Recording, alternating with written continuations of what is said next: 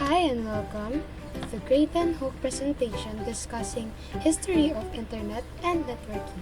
This is a facts for everyone.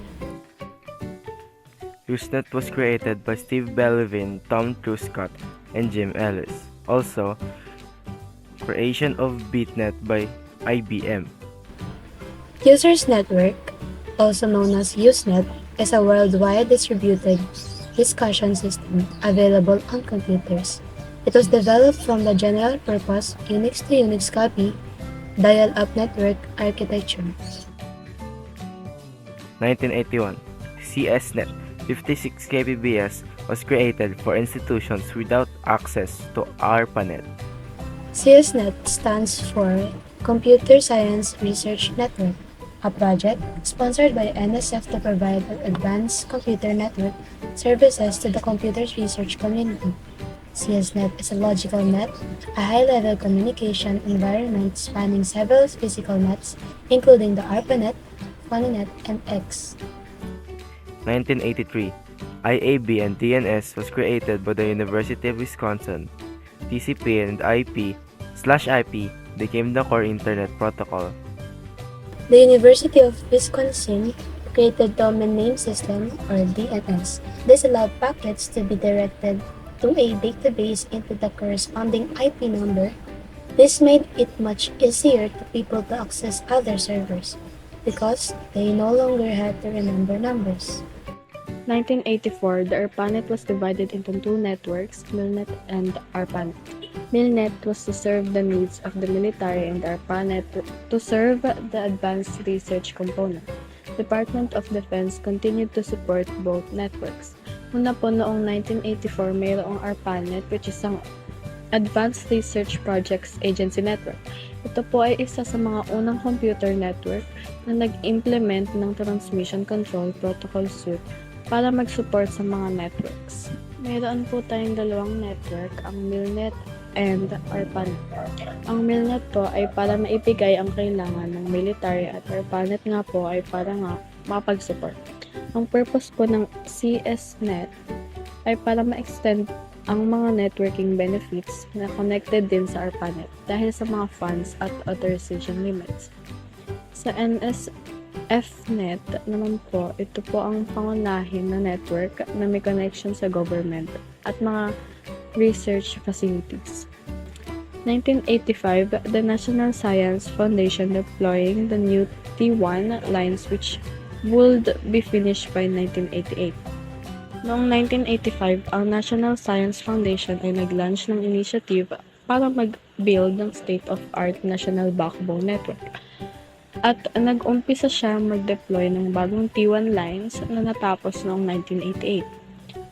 Ang completion ng T1 NSFNet backbone increased traffic so rapidly, kaya ang plano ay inumpisahan para ma-upgrade ulit ang network.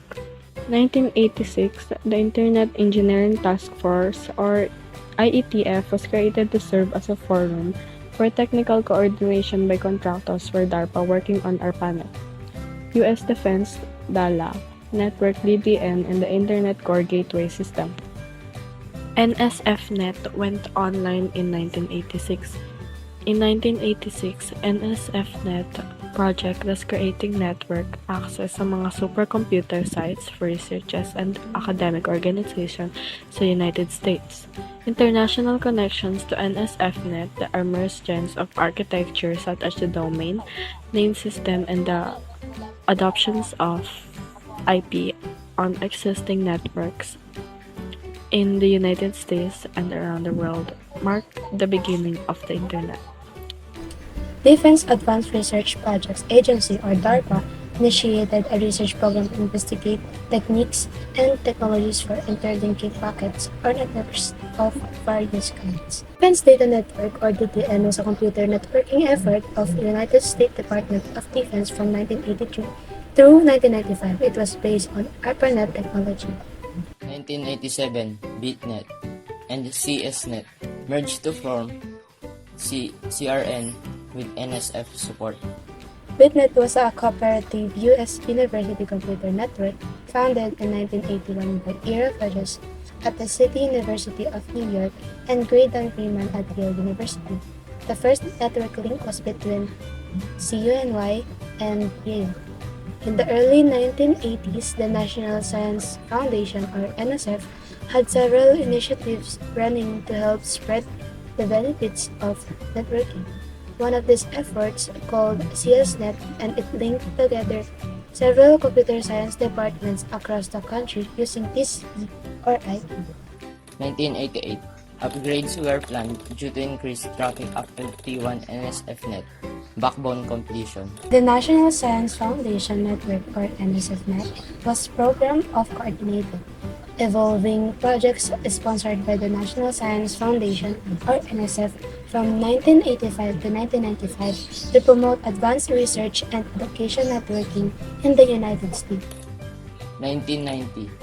ANS, a non-for-profit corporation created by Merit, IBM, and MCI, developed the TR, a 45 Mbps line, became the new network backbone for the NSF. The T3 coincided with the replacement of ARPANET with the NSFNet backbone. WWW, a hypertext system, was implemented by Tim Berners-Lee and CREN for efficient information access. While the T3 lines were being constructed, the Department of Defense disbanded the ARPANET and it was replaced by the NSFNet backbone. The original 50 kbs lines of ARPANET were taken out of service. Tim Berners-Lee and CERN in Geneva implements a hypertext system to provide efficient information access to the members of the international high-energy physics community. In 1991, CSNet, which initially consisted of 56 kbps lines, was discontinued. CSNet played a crucial early role in providing academic networking services. Ang CSNet service ay tinigil noong 1991 na gumanap as provider at academic service. The NSF established a new network named NNREN, the National Research and Education Network. The purpose of this network is to conduct high-speed networking research. It was not to be used as a commercial network, nor was it to be used to send a lot of data that the internet now transfers. 1992. This initiative aimed to leverage computer networks and emerging online technologies to enhance and dissemination of information. Noong 1992, dito naman na-develop at napalawak ang network ng computer at na-improve ang pagpapalaganap ng informations. Internet Society is Charter, World Wide Web released by CERN. NSFNet backbone upgraded to T3, 45 Mbps. Internet created by NSF to provide specific internet services, directory and database services by AT&T, registration services by Network Solutions Inc., and information services by General Atomics. In 1993, create ng NSF ang Internet para magbigay ng mga specific na services sa internet, katulad ng directory and database services. Sila yung responsible for helping users to navigate and locate resources on the internet.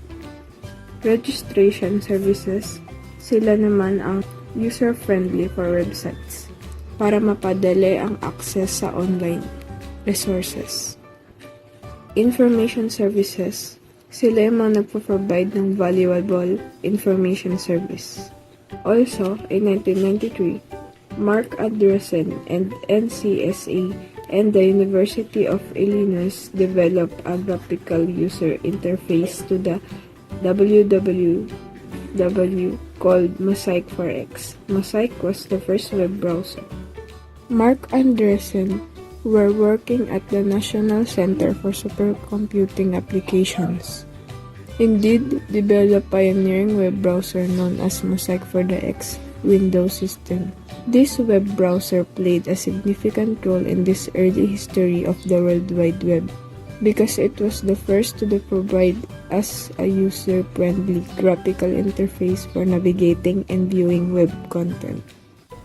In 1994, Pizza Hut offers pizza ordering on its web page. first virtual, the first cyberbank opens. ATM or Asynchronous Transmission Mode 145 Mbps backbone is installed in NSFNet. In 1996, Internet host was at 10 million and growing.